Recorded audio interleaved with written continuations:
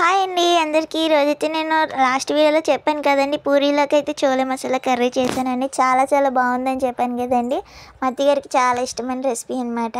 First అయితే నేను 2 టమాటాలు 3 ఆనియన్స్ తీసుకొని మిక్సీ చేసేసాను అనమాట. దాంట్లోని అదే మిక్సీ పెట్టేసిన తర్వాత ఒక మూకిల్లోని 3 టేబుల్ స్పూన్ ఆయిల్ వేసుకోండి. దాంట్లో 2 పచ్చిమిరపకాయలు వేయండి. ఫ్రై అయిన తర్వాత ఆనియన్ పేస్ట్ వేసేసి మొత్తం ఆయిల్ రిలీజ్ అయ్యేలాగా ఫ్రై చేసుకొని పచ్చివాసన మొత్తం పోవాలి.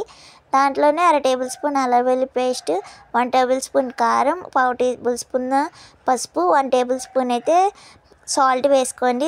బాగా మగ్గిన తర్వాత అంటే అల్లం వెల్లుల్లి పేస్ట్ పచ్చివాసన మొత్తం పోయిన తర్వాత శనగలు అయితే నేను ఆల్రెడీ ముందే ఉడకపెట్టేసాను అనమాట. అవి వేసేసేయండి. అంటే 3 to 5 విజిల్స్ వేయించాను అనమాట. బాగా ఉడికాయి.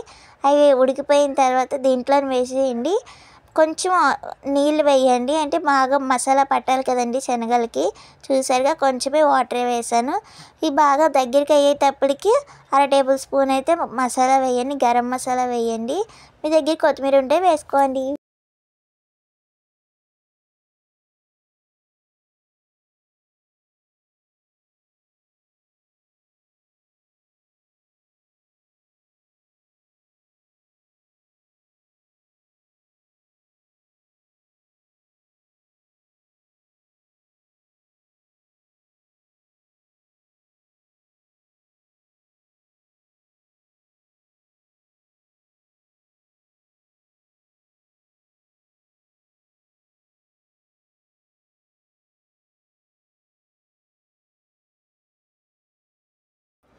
ఆల్రెడీ శనగలు ఉడకబెట్టినాయి కాబట్టి ఎక్కువ నీళ్ళు అయితే వేయకండి. నేను 1/2 గ్లాస్ అయితే వాటర్ అయితే వేసాను.